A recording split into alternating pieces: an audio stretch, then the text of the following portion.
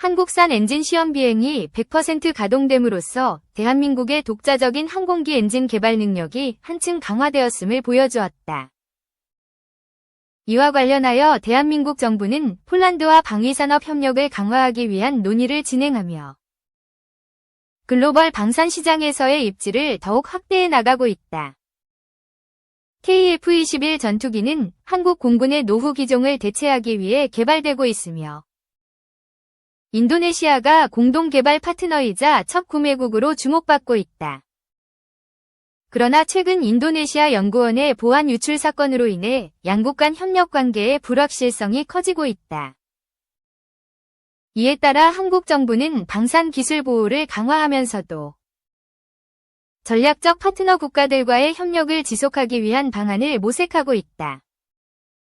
한편 대한민국의 방위산업 기술력은 빠르게 발전하고 있으며 CNN 등 국제 언론에서도 이를 주목하고 있다.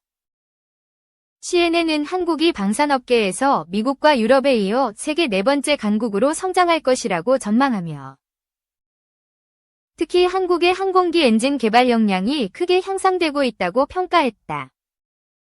한국의 대표적인 방산업체인 하나에어로스페이스와 두산은 KF-21 전투기 엔진의 국산화를 목표로 연구개발을 진행하고 있으며 방위사업청은 약 3조 원을 투자하여 1만 5천 파운드급 항공기 엔진 개발을 추진하고 있다. 이를 통해 한국은 세계에서 7번째로 독자적인 전투기 엔진을 보유한 국가가 될 전망이다. 현재 KF-21에 장착되는 엔진은 미국 제너럴 일렉트릭사의 제품으로 수출 제한이 따르는 구조적 문제가 있다. 따라서 대한민국은 독자적인 엔진 개발을 통해 수출 제한 문제를 해결하고 글로벌 시장에서의 경쟁력을 더욱 강화하려 하고 있다. 하나에어로스페이스는 미국의 항공 엔진 부품 업체를 인수하며 엔진 외형 및 핵심 부품 제조 기술을 확보하였고 두산 역시 발전용 가스터빈 기술을 항공기 엔진 개발에 적용하며 경쟁력을 높이고 있다. KF-21위 엔진 국산화는 단순한 자립을 넘어 무기 독립의 중요한 부분을 차지하며 국가 안보와 기술 발전에 있어서 매우 중요한 의미를 가진다. 이를 통해 한국은 2030년까지 전투기 엔진의 100% 국산화를 실현하고 글로벌 방산 시장에서의 입지를 더욱 공고히 할 계획이다. KF-21 전투기의 지속적인 개발과 한국산 엔진의 성공적인 시험 비행은 대한민국 방위산업의 밝은 미래를 예고하고 있으며 향후 전투기 엔진 수출국으로 도약할 가능성을 더욱 높이고 있다. 글로벌 방산 시장에서 제공권 장악을 위한 첨단 기술 개발 경쟁이 본격화하는 가운데 K방산 2차 세대 첨단 전투기 엔진의 국산화, 국가전략 사업화에 박차를 가하고 있다.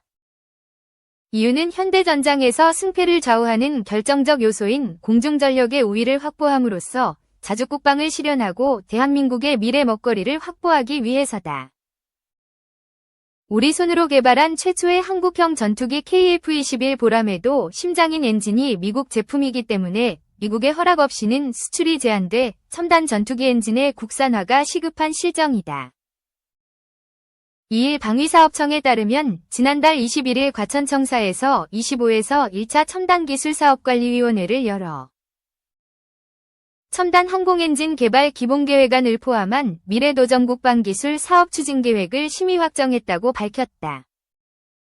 이날 심의는 국내 기술로 독자 개발하는 차세대 항공무기체계에 필요한 엔진의 목표 성능과 사업 추진 방식 및 일정 등이 포함됐다. 방사청에 따르면 국산 초음속 전투기 KF-21에 들어가는 미국 업체의 GE F414G-400K 엔진인 14770lbf 파운드 포스 지구의 중력하에서 14770파운드의 무게를 밀어 올릴 수 있는 힘 보다 뛰어난 16000lbf-급 성능의 첨단 항공엔진 개발을 목표로 추진한다. 이는 지난 2023년부터 약 1년간 국방과학연구소 ED를 주관으로 수행한 개념 연구와 2024년 미래도전국방기술 기획연구를 통해 민관군 전문가들이 함께 논의하고 분석한 로드맵으로 전해졌다. 방사청은 미래전장의 기술적 주도권 확보를 위해 미래도전국방기술 사업을 적극적으로 지원할 것이라며 향후 K방산의 글로벌 경쟁력 강화로 이어질 것이라고 강조했다. 방사청은 현재 면허 생산하는 국산화율 40% 수준인 KF-21용 항공기 엔진을 완전 국산화한 첨단 항공 엔진을 장착해 시험 비행이 가능해지는 시점까지 약 14년, 2039년이 소요되고 비용은 3조 3,500억 원이 투입될 것으로 전망했다. 전문가들에 따르면 미래의 항공 전투력의 핵심 확장 전력은 유인 전투기 1대와 함께 묶여 각각의 임무를 수행하는 여러 대의 고성능 장거리 드론의 성능이 결정적 역할을 할 것으로 전망했다. 이것은 단거리 일회용 자폭형 드론과는 다른 차원이란 설명이다. 1987년 4월 미국의 주도로 G7이 설립한 미사일 기술 통제 체제 MTCR 미사일 테크놀러지 컨트롤 레짐 는 500kg 이상의 탑재 중량을 300km 이상 거리로 운반할 수 있는 로켓 및 무인 비행체 UAV, 언맨드 에리얼 비이클과 관련 장비 기술의 확산을 통제하고 있다. 이는 대량 살상에 사용되는 물질이 아니라 그 물질의 운반 수단을 통제하려는 취지로 설립 당시 가장 단순한 형태의 핵탄두의 중량이 약 500kg이고 핵미사일을 발사국에 피해를 주지 않도록 운용할 수 있는 최소 사거리가 300km라는 점에서 비롯된 것으로 알려졌다. MTCR은 현재 세계 35개국의 회원국으로 늘었으며 1993년 이후엔 생물화학무기를 비롯한 모든 대량 살상무기의 운반 미사일 무인 비행체까지 범위가 확대됐다. 에드는 2020년 8월 창설 50주년을 맞아 스텔스 무인기 가오리 X 또는 그 개량형을 개발 중이며 현재 약 70% 기술 수준에 도달했다고 밝힌 바 있다. 이때 공개된 가오리 X는 길이 10.4m, 날개폭 14.8m로 중량은 텐티에 달하는 대형 무인기였다.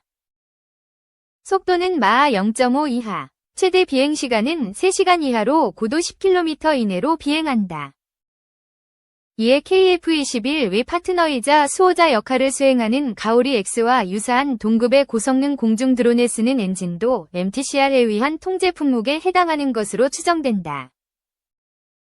향후 KF-21용 항공기 엔진뿐 아니라 고성능 공중 드론에 장착할 항공 엔진의 국산화에 국방력에 사활이 걸렸다고 해도 과언이 아니란 뜻이다. 우리가 고성능 무인 비행체를 제때 제대로 개발하지 못하면 북중러가 고급 공중 드론을 찍어내기 시작할 때 대항할 수단이 없어 군사적 무력화가 가중될 우려마저 제기된다. 이같이 향후 미래 항공전에서 유무인 복합, 멀티, 맨드 언맨드 티밍을 갖추지 못하면 전투기의 생존 가능성은 현저히 떨어질 것으로 예측된다. KF-21은 2032년까지 120대 양산을 목표로 하고 있다. 여기에 유무인 복합체계 적용 시 1대2 혹은 1대4 정도가 적용될 전망이다. 우선 최소 240대에서 최대 480대까지 고성능 무인 비행체가 필요하다는 계산이 나온다. 해당 수량은 무인 비행체용 항공기 엔진과 중요 핵심 구성품을 국산화해도 경제성에 문제가 없을 것이라는 게 방사청 측 입장이다. 다만 해외에서 고성능 무인기를 수입해 적용하게 될 경우의 문제는 KF-21 등 국산 전투기와 연동을 위해 관련된 기술적인 특성, 핵심 기술을 외국 업체에 공개해야 하는 보안 문제도 발생한다고 방사청 관계자는 지적했다. 앞으로 공중전에서 유무인 복합이 대세가 되면 무인기 항공 엔진의 수요가 급격하게 늘어나 그 공급을 둘러싼 각국의 경쟁도 치열해질 것으로 예측된다. 이 관계자는 우리나라는 2030년대 후반을 목표로 16000LBF급 성능의 첨단 항공 엔진 개발하는 중간 과정에서 고성능 무인기 장착에 충분한 6000에서 12000LBF 정도의 항공 엔진을 개발할 것 이라고 전망했다. 이어 만약 해외 선진국이 국산 전투기용 항공 엔진 판매를 중단하면 어떻게 될까요? 라고 반문한 뒤 무인기의 역할이 확대되는 미래 전장에서 문제는 더욱 커질 것이다. 사실상 무인기용 엔진은 개발 기술의 난이도뿐 아니라 엔진 자체를 수입해오는 것도 불가능하다고 강조했다. 전문가들은 K방산의 핵심인 첨단 항공엔진 개발 사업이 순조롭게 이행되려면 국가 차원의 적극적인 투자와 강력한 전방위적 지원책이 필요하다고 입을 모은다. 반길주 국립외교원 교수는 고도화하는 북핵 위협 상쇄를 위해 한미일 미사일 경보 정보의 강도와 템포를 높이는 조치도 필요하다며 외교와 국방이 고강도로 연계되도록 힘을 합치는 것이 중요하다고 제언했다. 2. 우크라이나로 달려간 유용원, 북한군 포로 면담, 주간 여의도 호. 매주 금요일가 온라인을 통해 독자를 찾아갑니다. 서울신문 정당팀이 주간 여의도 인물을 선정해 탐구합니다. 지난 일주일 국회에서 가장 눈에 띄었던 정치인의 말과 움직임을 다각도로 포착해 분석합니다. 방금 전은 제 보좌진과 단둘이 우크라이나 수도 키이우로 향하는 기차에 몸을 실었습니다. 지난 23일 유용원, 62.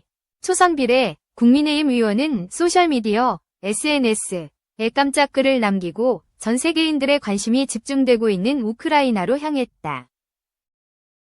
2022년 우크라이나 전쟁 개전 이후 대한민국 국회의원 개인 자격으로는 최초로 우크라이나를 찾은 것이다.